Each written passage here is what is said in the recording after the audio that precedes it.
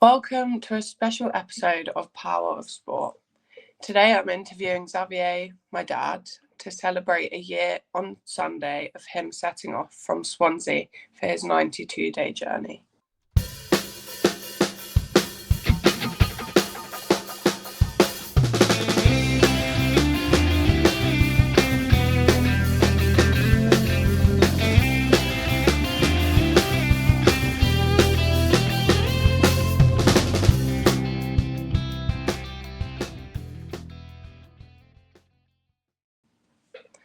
So, Dad, what is going through your mind as this date comes around? Well, I've just started walking a little bit again, just like 1 or 2 hours a day. And physically, the main thing is I can't at this moment, a year on, figure out how I did it. The distance and, the 23.5 miles a day and all the rest of it. So that's part of it. Obviously, time has flown. Been doing a lot that I said I was going to do on the walk over the last year. So yeah, it feels good. It feels like I'm just kind of a bit gobsmacked at the physical side of it more than anything else. You said that day 92 was the end of the beginning. A year on, does that still feel true, or has the scale of what's followed surprised you? Yeah, so I was determined when I got off the bus effectively for 3 months, and that gave me a real opportunity to think about what I was going to do in this space going forward. And so I said to myself, I've just got to, I wanted to do the podcast, right? Big tick. Launched the podcast at the end of Jan, beginning of Feb, I think. Done 14 episodes. Since then, have interviewed some fascinating people. A bit more on that later, I'm sure. And so that's a big win. I think I've not done it weekly, but I've done it. I've done 14 episodes, and there's some really good ones lined up. The newsletter, I did the 25th Para Sport newsletter yesterday. So I'm really pleased with that. That's getting a good following, lots of subscribers, lots of really good Sport for Good subscribers signing up to that. So that's great. The Sport Impact Hub is just so imminent. It's ridiculous. It's been imminent for a while, but it's nearly there. That's the database of programs where basically everyone can learn about what everyone else in the sector is doing. Then and there's other things around it. So yeah, I've done a fair bit in terms of the Amplifying and in terms of motoring on with Sports Bank. So some big stuff to happen on that, and that has happened over the last year. I've really enjoyed spending the money that I raised from the walk. So last week, for example, a few thousand went to Tooting and Mitcham Football Club to fund 12 bursaries, so players who wouldn't have been able to play football playing for a year. So I was really happy with that.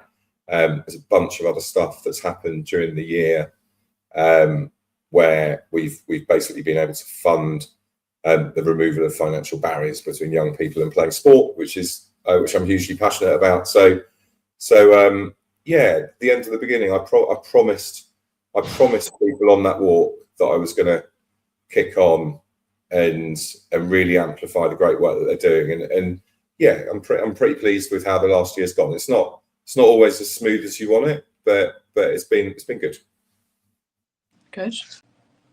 For anyone who missed it the first time round, what was Walk 92 and what made you actually want to do it? So it's an absolutely ludicrous idea from a friend of mine, Simon Burton.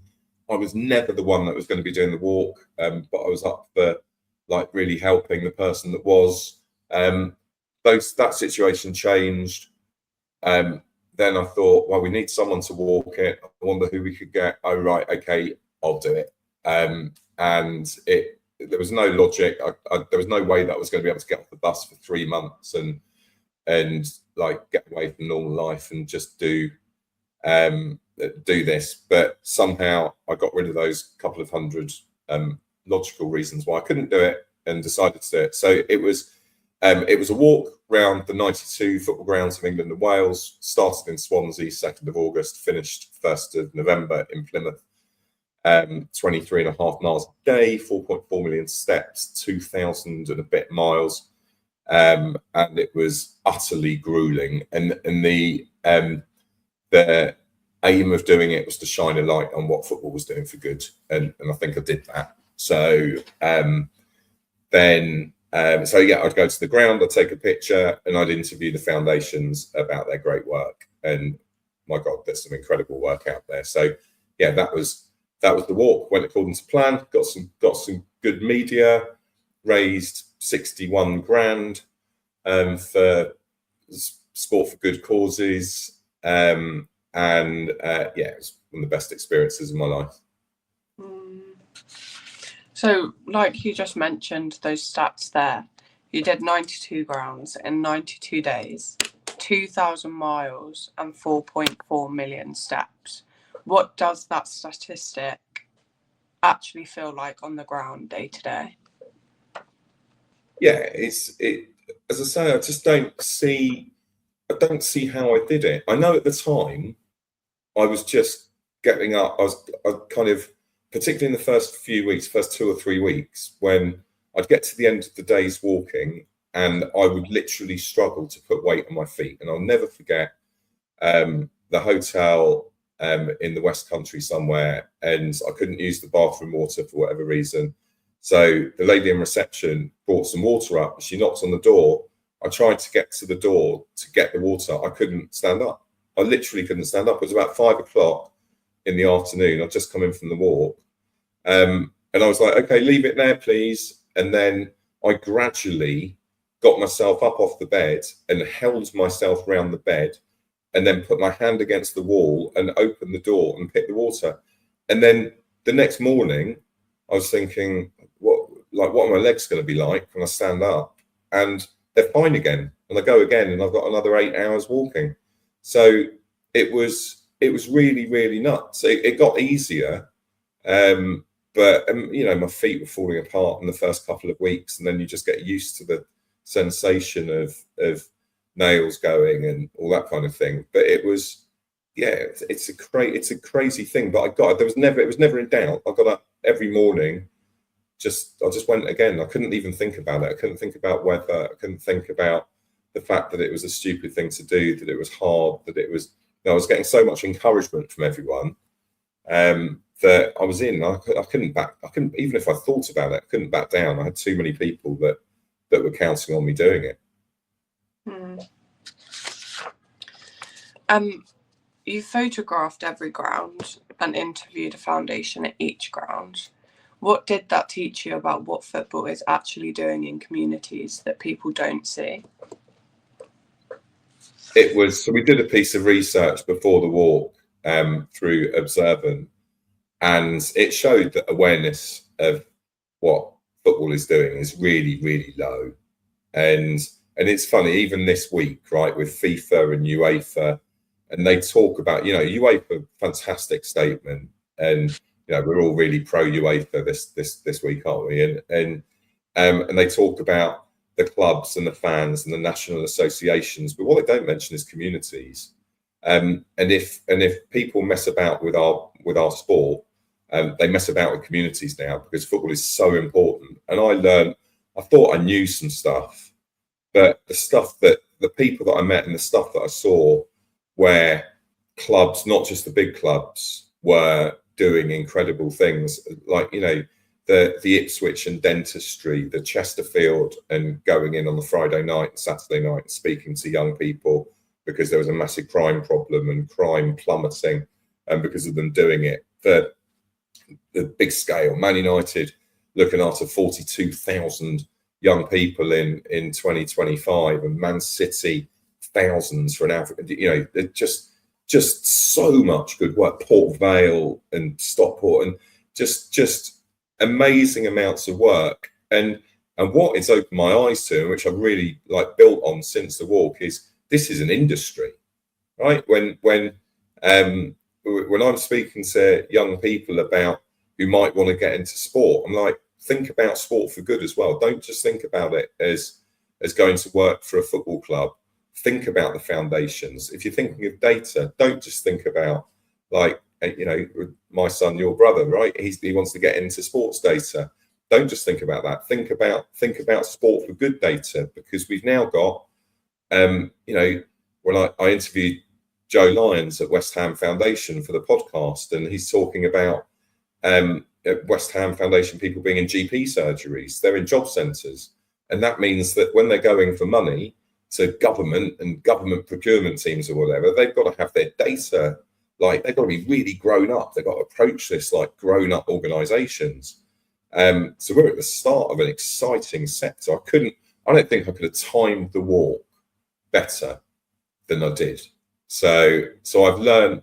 I thought it was impressive, and now I'm just gobsmacked, and I just want the world to know about it. And you know, that's consistent. You could have, when you interviewed me during the walk, as we always did, you know, I could have said the same thing then. I want everyone to know about it, and that stands true today. Is there a ground or moment that stuck with you more than any of the others during the walk? There was. I'm going to give three. I'm going to give the one on the south coast where Izzy walked with me. So she was a friend of Annabelle Kiki, who lost her leg to cancer at 13. Izzy was also an amputee, and I thought she was joining me for 30 minutes or so to walk. She walked 21 miles and didn't even moan once. And I was walking with mates that day as well, and like, they were tired. And they're like, well, we can't say anything because she's an amputee and she's walking and she's absolutely fine. So that was incredible. But in terms of the clubs themselves, too many really. But Port Vale was the perfect day. Port Vale and Stoke was the perfect day. I mean, I met the owner, Carol, at Port Vale. I met the chief exec. I met the head of the foundation. I saw their Golden Valiant lunch that was buzzing, and people were walking up to me and asking about the walk. You know, Carol gave me the biscuits that she'd made in her office and talked about all the great things that Port Vale are doing. And then I walked down the canal to Stoke, and I meet Lou Macari, and I do a 5-minute interview with Lou Macari about, you know, this is a guy who left football and has built the most amazing homeless shelter in Stoke. He stayed in Stoke. Lots of people might have thought that he would move out of Stoke. He stayed in Stoke. He tackled the massive homelessness issue that they had, built something incredible. And he's just actually this year, he's just marked the 10th year of that shelter. But there I was, through what I was doing with the walk, interviewing one of the heroes of the game, who's using his gravitas as a footballer, his standing as a footballer, to do something amazing. And it just summed up the day, really. Port Vale and Stoke, wow, what a day. When you came back to Plymouth on the 1st of November, talk us through what happened since. Where did you start? So, I don't quite understand that. Say that again. You came back to Plymouth on the 1st of November. Talk us through what happened since. Like, what's happened since you ended, and where did this all start? The end of the beginning. Oh yeah, cool. Okay, so I had a busy November. I was organising for Don's Local Action. I was involved in in a big gala dinner. So November, after kind of recovering a little bit and just enjoying not getting up in the morning to walk, I was pretty much occupied with that. And then December kind of went, and then January, I was like a man possessed. Right, I've got to do the podcast. I've got to launch this. I've got to do what I said. I've got to do it for myself, but I've got to do it. I've got to do it because I told people I was going to do it. So that's when the podcast and the newsletter started.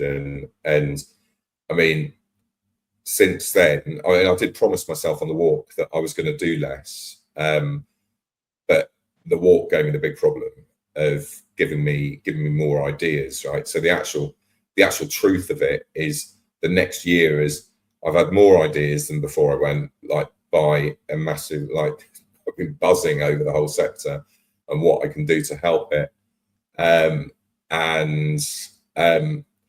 So now it's a case of putting people around me and having volunteers that can help me deliver what I want to do. So a lot of the year's been about putting those structures in place. But like, yeah, we're working on some pretty mind-blowing things. And as you've mentioned, the newsletter has just hit its 25th issue, and the podcast is at 14 episodes. What has it been like actually building an audience for these stories? Yeah, it's not as easy as you think it might be, right? The podcast, I mean, I've interviewed a guy who was a heroin addict and a heroin dealer and got caught on a drug. He basically got caught on a drugs bust and had a policeman in his car window, and ended up in prison and young offenders for 5 years, and then came out the other side and used kickboxing to keep kids on the straight and narrow so that they didn't go through the same nonsense that he'd gone through. I've interviewed Annabelle, who's just an absolute force of nature, with what she's had to deal with and how she's tackled it by being that inspiration for other people that are going through things. I've interviewed the founder of Park Run, Paul Sinton Hewitt. I mean, that organisation is the classic sport for good story. It's just, it's free to enter and thousands of people doing their runs. So yeah, I've been able to. It's been amazing bringing it to life, but just having the guest, just sticking it out there, isn't enough. Really, I'm learning about all sorts of things and how to amplify it. Because if my mission is to amplify sport for good, I've got to amplify it, right? So bringing people around me now who are helping on marketing and helping drive eyeballs and things, and it's starting to get some real traction. So I'm pleased with how it's going, but it's not easy. So, like you've mentioned, you've had these big, remarkable guests like Annabelle Kiki and Paul Stinton Hewitt. Is there a conversation that changed how you think about the sector? I think what I've learned, people like listening to the gritty, he was a heroin dealer and he's turned good, right? Mm-hmm. And he was an addict as well as a dealer, Dean Morgan, right? And that was really popular. But I've also learned that people also want to hear about John Shields. I interviewed John on his very last day as chief exec of the Man United Foundation. I mean, what a privilege that was. John was actually in the middle of a 92 club cycle ride to mark the beginning of his retirement, and interviewed Joe Lyons at West Ham, and then others with completely different stories. So I've kind of, I guess with the podcast, there's a really broad crew of people that I could go and speak to. So I've kind of learned that a little bit. One story, they're all powerful. They're all powerful. I guess the most recent ones sit in my mind, and interviewing Mark Laurie of Street Games a few days ago, and Mark said one thing that's a good driver for me and should be for many other people. He said that they work with 1,600 sports clubs around the country to deliver their programs, and he said that the average family attached to those programs, those 1,600 programs, has £1.40 a week for sport and leisure. I mean, that doesn't even cover a swim, right? Barely covers a drink on the way back from the session. So we've got a real problem. And he said, the flip of that is that his mission, their mission, and there are other good people that will share this, is they want a world where no young people have financial barriers to playing the sport they want to play. So that's a big driver. So yeah, things like that been really important. And Sportsbank has grown a lot. Bursaries at Tooting and Mitcham, work with Donslow Collection Group, Stockport County's Kits by County, the Free Kits Foundation. Which of these are you proudest of, and why? They're all different. different, and I think Sportsbank's just at the beginning of its journey. There's a lot of good organisations doing stuff out there at the minute, but the very I just really like the idea that there are 12 children who wouldn't have been able to play for a football club, who are going to be able to play for a football club this year in a proper league. That's what this is all about, right? That's what I want Sportsbank to do. I just don't want anyone. The idea that somebody's sitting there and their friend is able to go and play football or basketball or whatever, and they can't because their parents don't have the money to let them do it. I think that's just absolutely, it just can't happen. It's got to, we've all got to collectively think about how we make that not happen. Council pitches can't sit empty because they're charging 120 quid for an hour to play football on them. These courts that are left and the pitches are left terribly maintained, that just can't happen. We've got to find a way. Young people need to be able to play sport if they want to play sport. Agreed. Can you now tell us about Our Space? Why a genuine leisure brand rather than charity merchandise? And what's the thinking behind our club, our pitch, our space? So Our Space, so going back a stage, so Our Space is something that is going to basically power Sportsbank. So this is the hope, and this is what we're building towards. So it's a leisure brand of clothing, and I'm going off today to see samples. So I'm really excited about that. We've worked up the look and feel of the first lines of clothing, and we started to line up some models who are going to be helping with the launch. But the idea is basically really good quality leisure wear that is 100% organic cotton and feels really good, and it's the sort of thing that you'd be really happy buying from the high street. But with the key bit being that every penny of profit is going towards removing financial barriers between young people and playing sport. And so we hope that that youth charities will help us market it, that just kind retailers, fashion retailers will help us market it, influencers, YouTubers, people big on TikTok, that clubs will help us. So we want sport to be accessible for everybody, so we want the clubs to sell to the people that can, so that the profits go towards getting more young people playing sport at their clubs. So yeah, really excited. It looks really, really good. Even forget all the right stuff and the loveliness of the profits going to a good cause. It just looks good. People are going to enjoy buying it and wearing it at a kind of mid-range price point.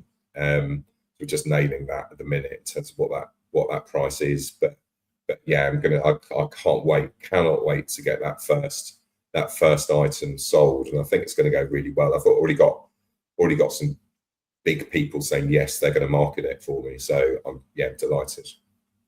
That's great. And the Sportsbank shops, what's the vision there, and why physical shops specifically? So this is a I want there to be a Sportsbank charity shop in every town in the country, where the profits from that shop go towards funding the removing the financial barriers within 10 miles of that shop. That's the aim, right? We've got to start somewhere. So now I've got a group of people who are speaking to landlords. We've identified a few sites in 3 different towns, and once we've got to the point of we can do this, but it's a realistic business plan, then we need to go and raise a little bit of money to get it started. But the idea is that it's kind of 70% pre-loved, and about 10% our space, but 20% really important, where you buy from a cool brand. Let's say you buy a sports bra and another sports bra goes to Sports Bank, and then you gather them up and you send them to clubs where there are kids from low income households to get them playing sport, and all the horrifying stats of girls leaving sport, for example, during their bodies changing and things. It's those stats are pretty scary. So yeah, kind of buy one, give one type mentality. So it's a charity shop, but it's niching it into sport. It's largely pre-loved and decent quality at the mid to high end of charity shops, I guess. And it is, but there's 30% that's really important, whereas the buy one, get one, buy one, give one, and another place for the our space to be displayed. And yeah, the thinking of our space is very much our space, our club, our pitch, our space, our school, our court, our space. So sport is for everybody. It is our space, right? It should be my space regardless of whether I've got money or not, right? I need to be able to play sport. Yeah. And then the Sport Impact Hub is about to launch properly. What is the thinking behind that? So I just felt that there was, as the walk opened my eyes and I saw all the big variety of everything going on, I felt that it would be really useful for funders to have a place where they can go and see all of the different programs just in their own time, right? So you never know what happens in companies. Say there's a company and one of the members of staff, their child has just been stabbed, for example. They might have a real desire to go and sort out a knife crime problem, or one of their people has fallen really ill or whatever, and they might want to. And as everyone becomes more aware that sport is solving a lot of problems in communities, I want funders to be able to go and search, but I also want people to learn from each other.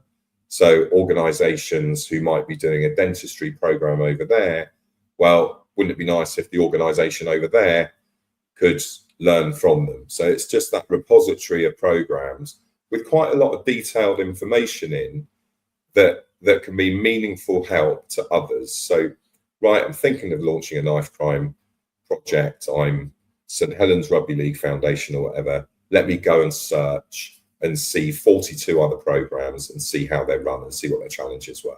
I think that will kind of be the centre point of the revamped Sport Local Action website. And can you tell us about the job section too? What gap is it filling for the sector?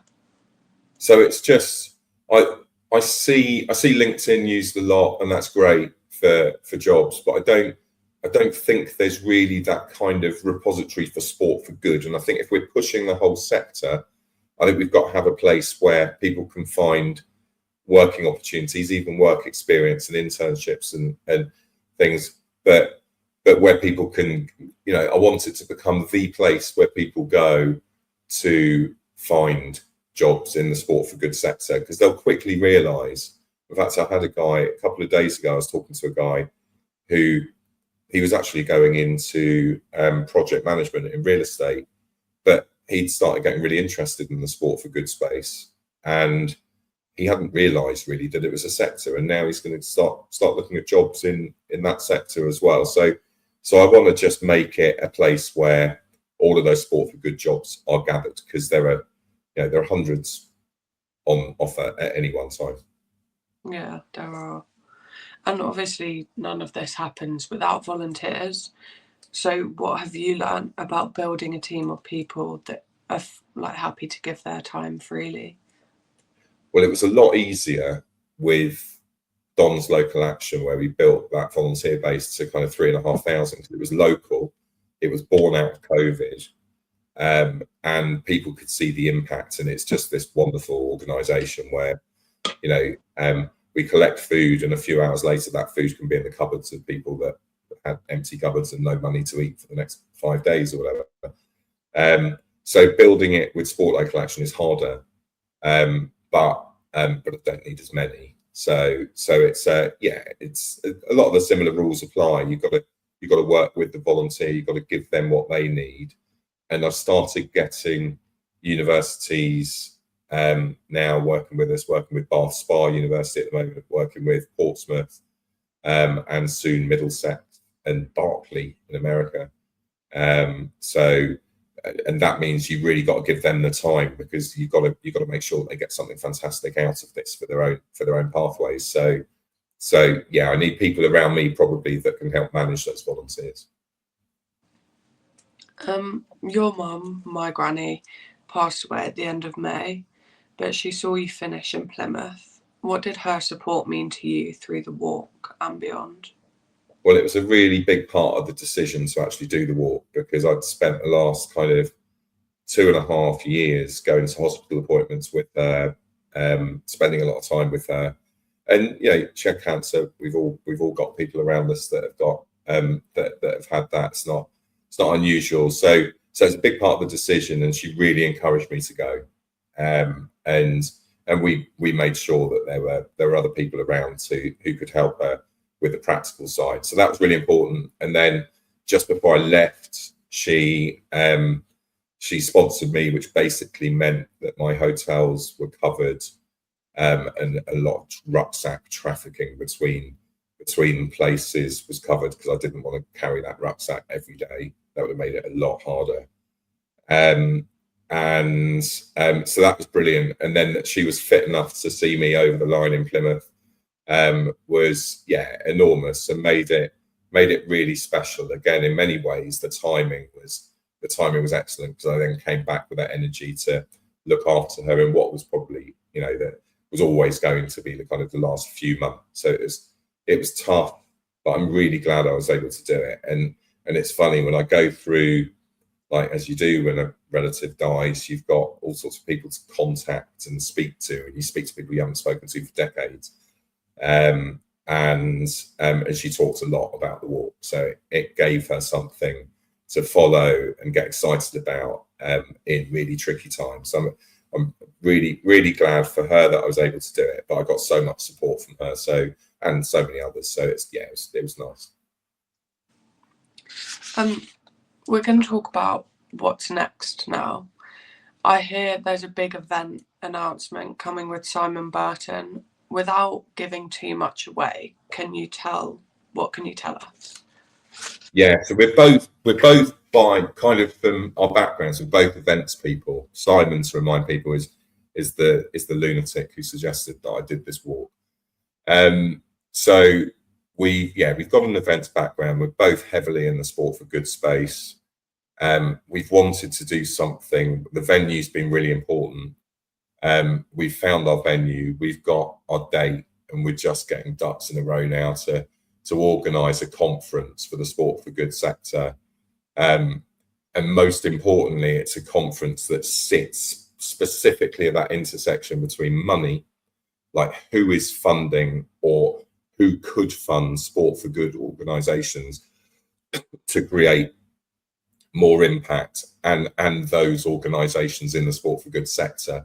So I'm dead excited about it. We're going to, it's the end of July, beginning of August. We're going to launch it over the next few weeks, and we've got some really exciting stuff within it. So cannot wait to get that off the grounds. We've been talking about it between us for a long time now, but we're nearly ready to go. So dead excited. And you're putting together an impact first working group looking at football's funding model. What's broken, and what would the alternative look like? So the football business is completely mad, isn't it? So it is, the average League Two club is losing kind of 6 million a year. I lose track. I think it might even have gone up.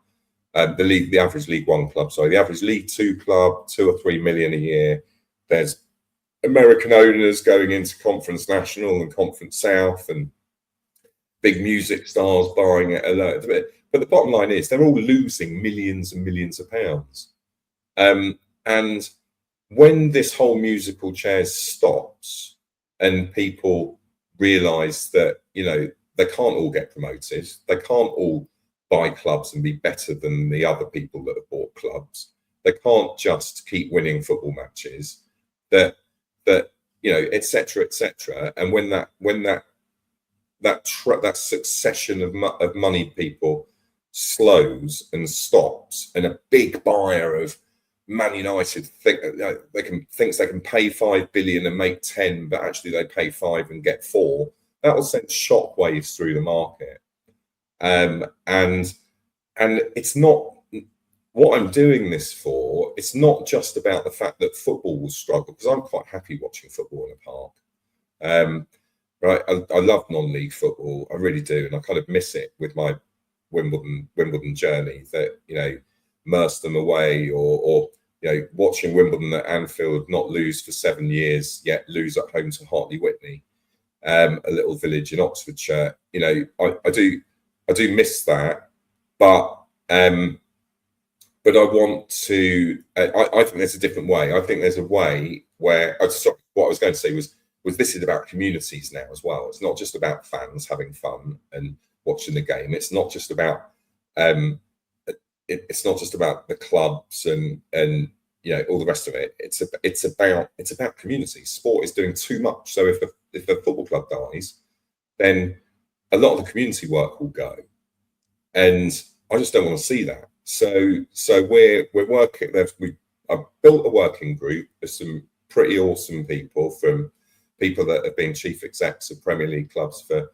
10 years to people that have agitated for change with the football regulator. So, you know, big lawyers and governance people. And we've got this working group where we essentially believe that if you put impact at the centre of a club, and let's be honest, probably below the Championship to start with, right? So League One down to grassroots.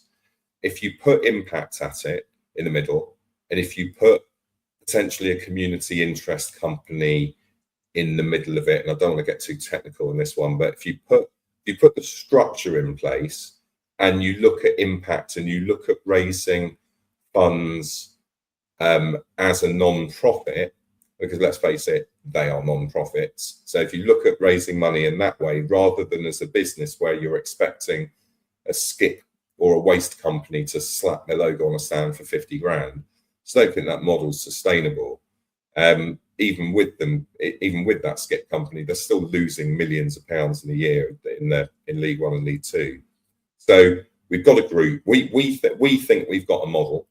Some really good people. We've stress tested it. We've spoken to some proper people, and there's no real deal breakers at the moment. So this period of a couple of months is all about going to validate it, and take it to funders, potential funders, and say, we think there's 5 or 6 new funding channels for this model, and we want to speak to half a dozen in each of those channels.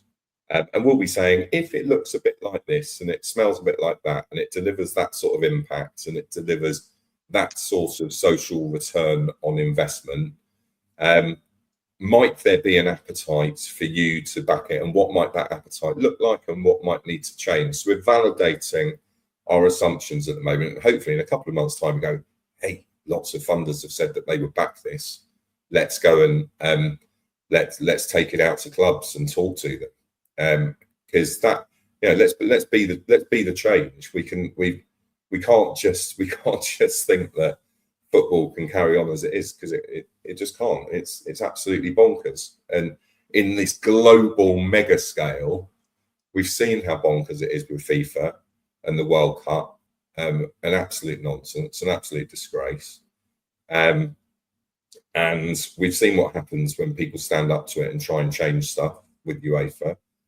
That's really encouraging.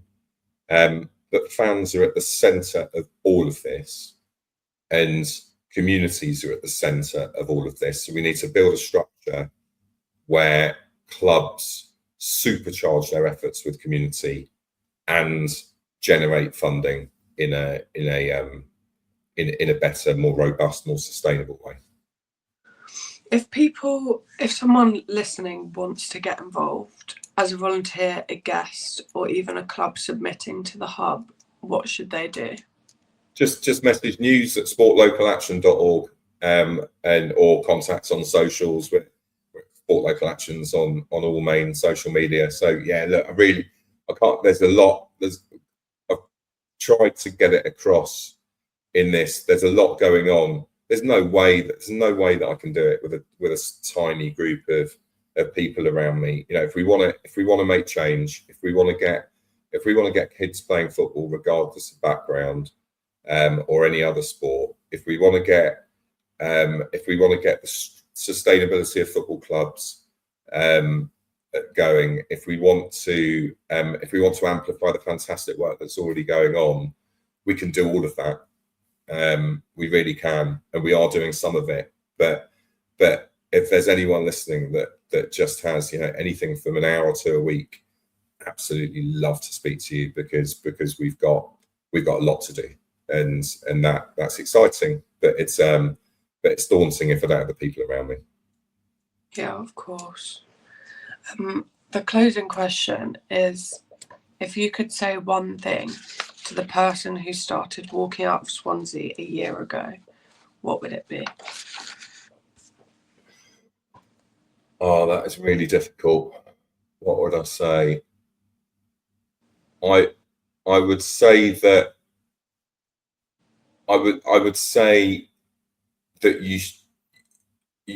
you're about to show that those, but I'd hate to use the cliche, because like sales coaches and people use it all the time, but barriers being in the mind, right? The barriers are in the mind. There is, I would just say that you prove you're going on to, because it's difficult, isn't it? But you are going on to prove that somebody can walk 23.5 miles and get up the next day and do it again, and do it for 92 consecutive days, having been very unfit at the beginning and totally ill-suited to doing it. And the point is that it's like keep showing people, keep showing organizations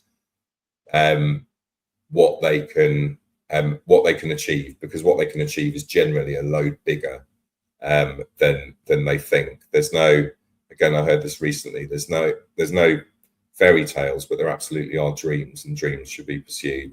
And this whole journey has been amazing for me. And I hope I've really helped some organisations doing good stuff along the way. Well, thank you for taking part in my special episode this week. Thank you, Madeleine. People have missed you after 9 months of daily updates and getting frustrated with me because I wasn't sending the right videos or the right pictures through to you. So yeah, no, I've really enjoyed it, and I'll just repeat again, everyone come on this journey, because it's a really good journey, and I'm really enjoying it, and it's much better shared with people. So thank you very much.